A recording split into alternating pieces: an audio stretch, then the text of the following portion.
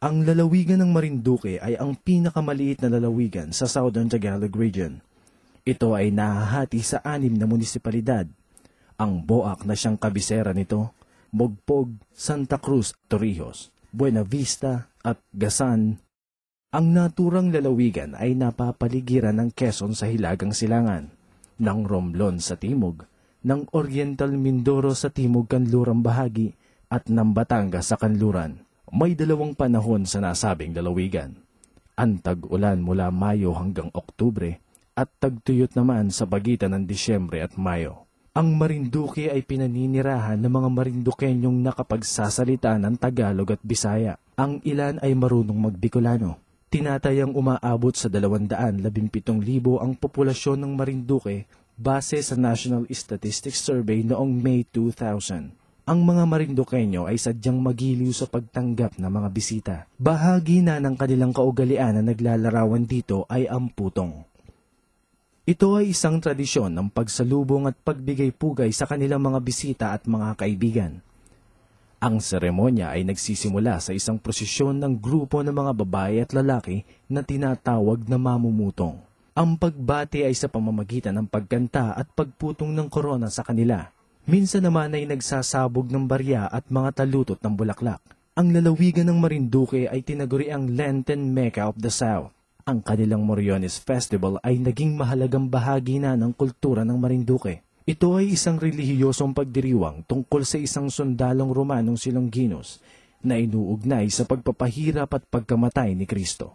Tuwing mahal na araw ay dinadayo ito ng deboto at mga turistang gustong makasaksi nito. Lingid sa kaalaman ng mga turista sa loob at labas ng bansa, ang Marinduque ay maraming maipagmamalaking magandang tanawin at pasyalang sadyang kagigiliwan ng bawat pupunta rito. Aruba, Jamaica, ooh, I wanna take you. Bermuda, Bahama, come on, pretty mama. Key Largo, Montego, baby, why don't we go?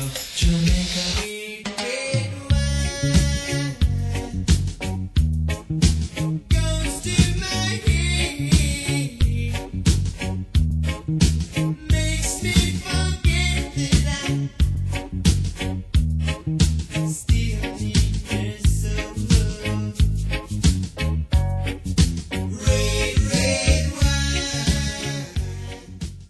Agrikultura ang pangunahing industriya sa lalawigan ng Marinduque, kung saan ang niyog ang kanilang pangunahing produkto.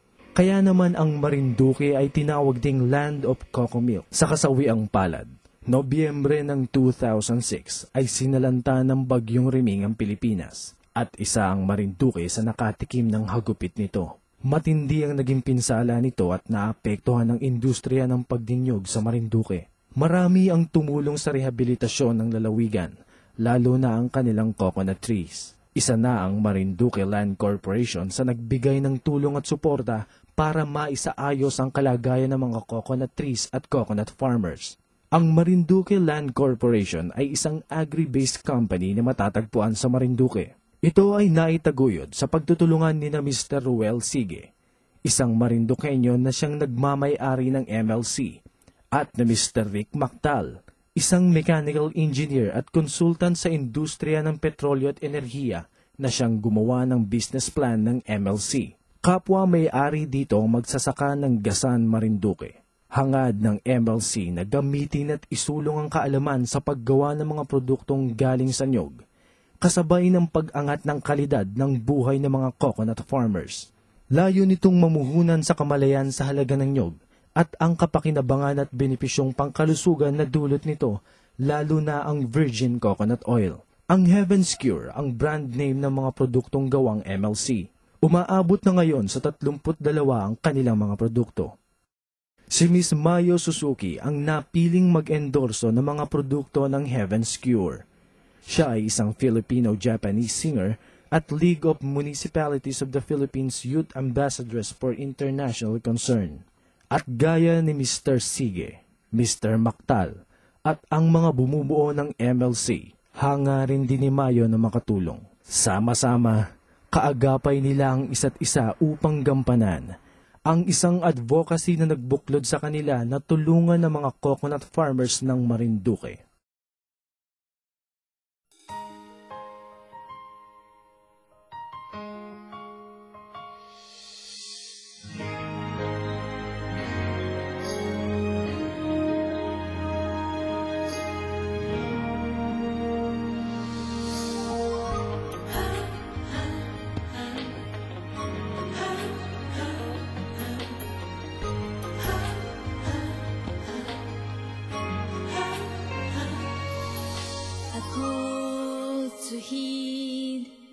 goals we must achieve, and it starts with you and me. For our people to be free, free from hunger, we must wipe out poverty. Let our children be equipped with the knowledge that they need.